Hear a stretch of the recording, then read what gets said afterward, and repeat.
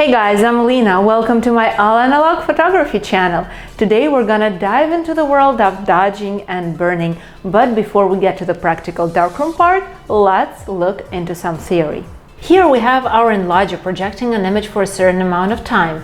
When we reduce the time, the resulting image is lighter. When time is increased, the entire print gets darker. So dodging means blocking part of the paper from light to make the print locally lighter. And burning means locally adding light to the overall exposure while blocking the rest of the image.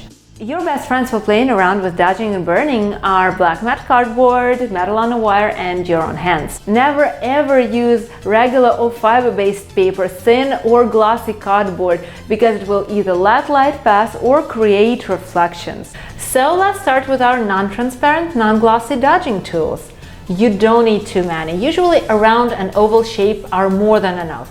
Cut them out, tape them to the wire, done. Get them under the enlarger lens and see how big and fuzzy the shadow becomes when you hold the tool high and how small and sharp it gets when close to the paper.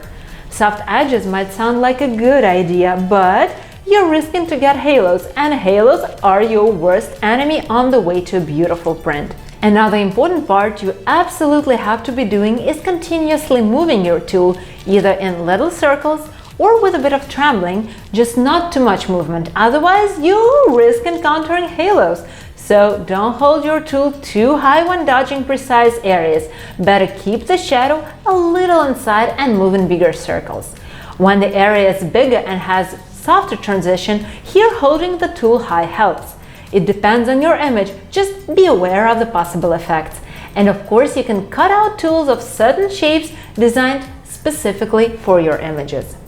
What cannot be done with shapes on a wire can be achieved with hands and cardboards. You gotta have at least two, this way you can combine them, making angles and shapes which are especially great for buildings against skies or any objects with straight lines. You don't necessarily have to hold the cardboard parallel to the paper. Move it around, fold it, and create more shapes. You can also add your hand to the cardboard. And finally, in many instances, your hand is more than enough. For example, when you pass it over a big area to make it a little bit lighter and livelier.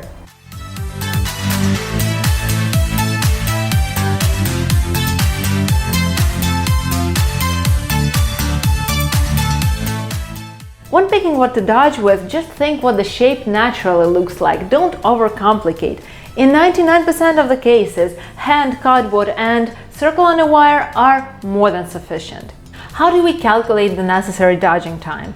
You can look at your test strip and see what times the desired area looks best at. Or you can estimate that this area will look better, say 30% brighter, which means it needs 3 seconds of being covered.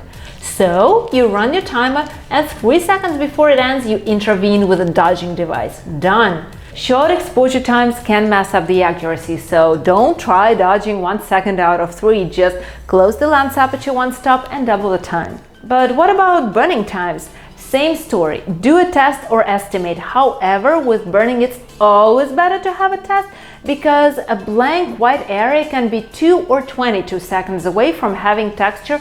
There is no way to tell, so better be sure. Cardboard is great for nailing those stubborn corners in the skies and getting the line of separation of the print from the paper base. Hold it very high and be sure to be constantly moving. Just like in dodging, you can create various shapes and burn in everything that has straight lines.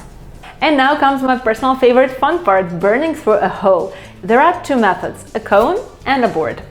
I have been using a cone for years with great results. However, it always created some kind of weird halo that wasn't eventually visible on the print, but bothered me a lot. So if you aren't as paranoid, you should totally give it a try. Maybe adding some matte black cloth inside the cone will solve the problem. However, I don't know about it because I moved to working with a board.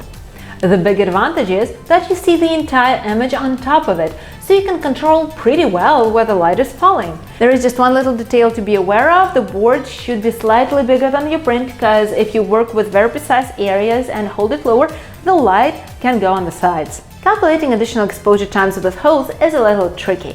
You will rarely have a perfect circle to burn in. More likely, it will be an irregular shape.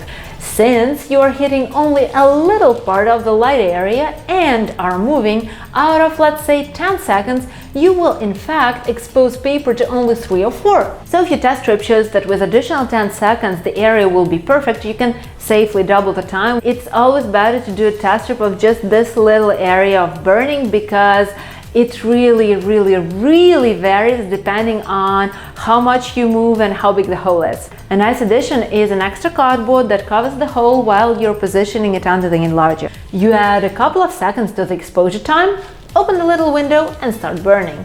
Same tool is useful to make the circle smaller.